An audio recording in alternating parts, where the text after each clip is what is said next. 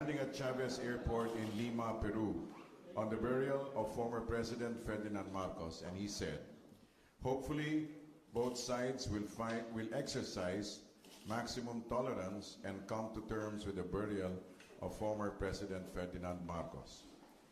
In an additional statement to the Presidential Communication Office, he further said that he hoped everybody would find a space in their hearts to forgive and to set free those who had hurt or injured them. The decision to bury the late President Ferdinand Marcos today is a personal decision of the Marcos family. We respect their choice of date for the interment. The Supreme Court lifted the status quo ante order and allowed the burial of the remains, and the President adheres to the ruling of the High Court. Government extended the necessary assistance in matters relating to protocol and honors. We understand that there is a segment of society against the burial at the libingan ng mga bayani. The President fully understands this and has allowed any form of mass action as long as it is legal, peaceful, and in accordance with the law. In the past, he has said, "Let history judge, but I will do what is legal," and the Supreme Court has ruled that it is. End of statement. Questions, please. Yes. Sir, good morning. Good morning. Was the President informed or consulted that the burial will take place today? As far as I know, he was not sure about the exact date. As far as I know. Do you think that there will be some adverse impact on the burial of the former president, which was timed, whether intentionally or not, on the president's arrival and participation in the APEC leaders meeting? Well, let's put it this way. I'm sure that there will be negative reactions, whether negative or positive, whether he was going to be there or not. So I suppose this is to be expected and respected. Voices? Thank you. So just to belabor the point, Yes. the Marcos family did not inform President Duterte of the date of the interment. As far as I know, there was no direct line between the Marcos. As far as I know, there was no direct conversation regarding those matters. He was on his way to his attention was focused on the trip to Lima. But of course, you need a considerable amount of time for government forces to render assistance, right? So that must have been communicated to what office? There were other agencies that were attending to the matter. That's it for me then. Yusek, the President is the Commander-in-Chief of the Armed Forces, and I suppose the Army was informed beforehand of that date. So he was not informed by the Army of the date of the burial. Well, as far as I know, the agencies are responsible for these matters, and since it's actually at the end of the day, it's a simple burial. So proper agencies could actually address the matter. Yes. Yes.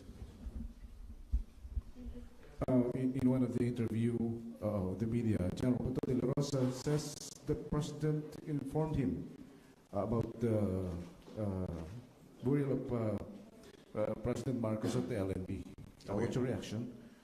General Pato de la Rosa admits in one of the media interview na alam daw po ng Pangulo ang paglilibing sa libingan ng mga bayani kay Marcos. Then he must know some things. Thank you. But as far as we know, the President was focused on the trip to APEC, for the APEC in Lima, Peru. Thank you. Joseph. Sir, the statement of the President you just read, when did he write it? He didn't write it. He actually verbalized it to me. When you came down? Yes. Okay. Not came down. Before we came down. When I went up to him and asked, I told him that, sir, so-and-so has happened, and do you have any statement regarding this matter? Okay. And he did. So, nasa airplane, sir? Nasa plane pa kami.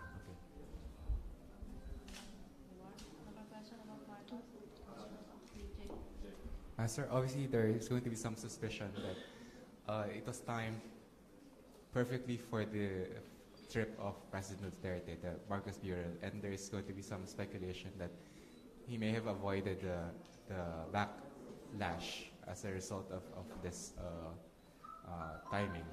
Well, whether he would have stayed or whether he left, there would always be some form of a comment.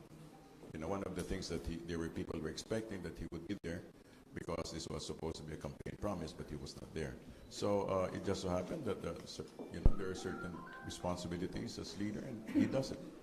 Sir, one of the reasons why so many people seem to be so affected or disturbed by this news is the sneakiness or the Yes. the sneakiness, the perception that it was done like a thief in the night. That's a quote by some of the commentators. I doubt that there's nothing anything sneaky about the matter. In fact, it was part of his campaign promise, right?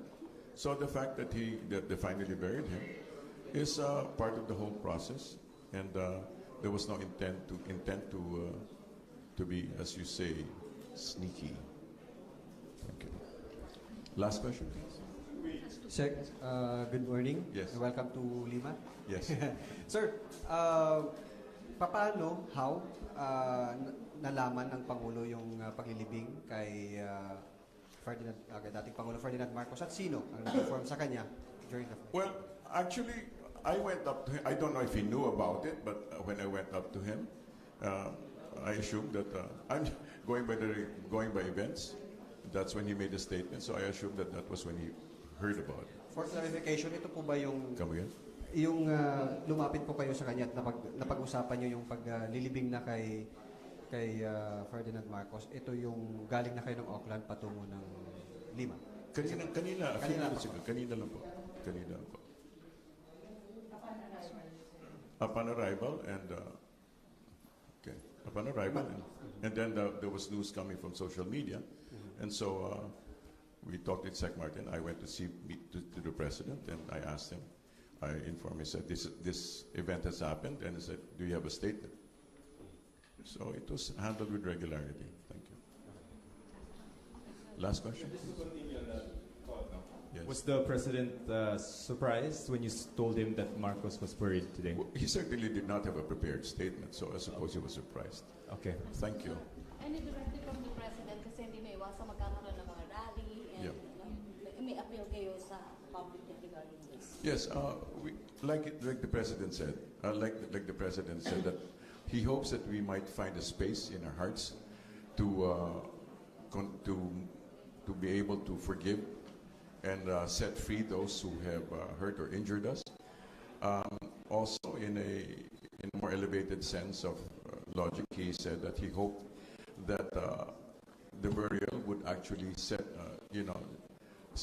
bring about a cycle of healing for the Filipino people.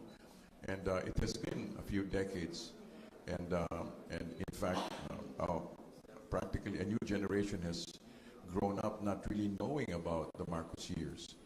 And while we may put these things in perspective later, we certainly hope that the Filipinos will be able to move on and bring about of course people resent, some people resent that statement about moving on, but I believe it is a reasonable thing to ask that the people do after this event, that they will set aside differences and learn to build bridges, and that we might build a stronger nation, which we see the president attempting to do. It's a difficult situation.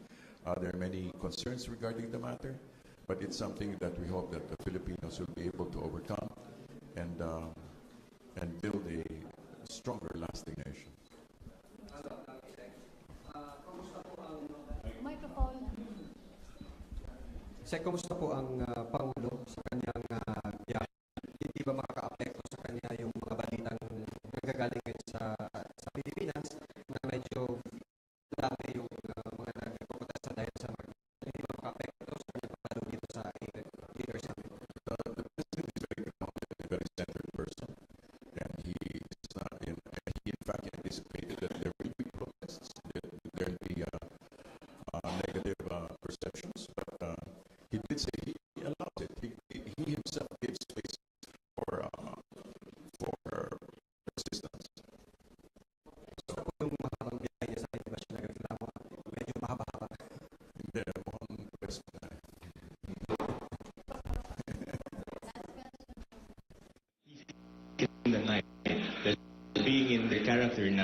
tumataas talaga sa ano. How does the palace feel that the Marcos family did it? How does the palace, also the president, feel that the Marcos family did it this way? And usually I do not. But I think it's very misguided to consider the president as doing a sneaky act. Okay. In fact, he's always faced all his situations square and fair. This is, I do not say this is a minor event, but this is a putting an end to. And I think it's a very courageous. The fact that he has allowed is actually a very courageous act already. But I think the manner, the manner of what? the burial, na sikreto, tapos biglang sumipot na lang ng The burial belongs to the Marcos family, and Okay. he's being given a soldier's burial. So it is their private affair. And however they wanted to do it, it's out of the president's hand. It is the family's concern. Okay, fair enough. Secretary, do you think the Marcos family should apology once and for all? Should apology once and for all to diffuse or to erase all the hatred? I cannot speak for the Marcos family, but let them handle their concerns one by one. First they bury, and then as things will transpire, they may come around to that situation. But it's not for us to say that. Can we ask for your opinion, sir? If they should apologize. In this case, I have no opinion. Thank you. Yeah, and it will have to take its own natural course. Thank you. So, ang sinasabi po ng palasyo yung pangyayari po ay responsibilidad lang ng mga Marcos at hindi po ito cargo ng gobyerno. I believe that the president has done his part, and then the Marcos is also. The actual burial itself belongs to the Marcos family. Thank you, sir. Thank you very much. Thank you for accommodating.